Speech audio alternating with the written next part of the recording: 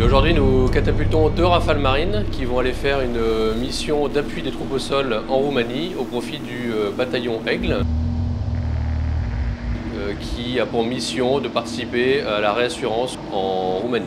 C'est en soutien de troupes qui sont en déplacement et sous menace et qui peuvent être amenées à subir ce qu'on appelle un accrochage et à avoir besoin de support aérien.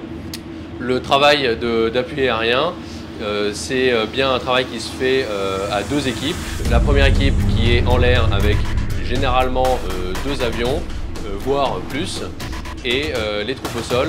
The piranhas might be in the tree line.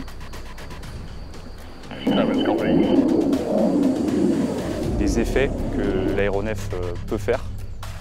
Et donc ces effets vont servir à neutraliser ou détruire un ennemi au sol bien identifié. Ils ont été utiles notamment en termes de renseignement puisque, étant donné qu'ils sont assez hauts dans le ciel, ils peuvent scanner une zone qui est assez grande.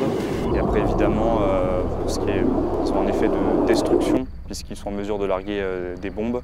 À JTAC, on apprend des procédures qui sont standardisées au niveau OTAN, donc ce sont les mêmes pour tout le monde, ce qui fait qu'on peut travailler dans un environnement interallié.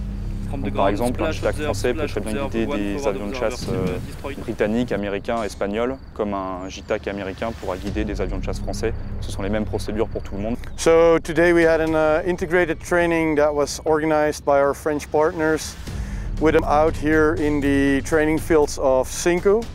And then during Eagle Spearhead, we had a full force-on-force maneuver where multiple joint fire support teams and JTACs were integrating air support, the use of ISR and the use of ground-based fires in support of the Belgian and French companies.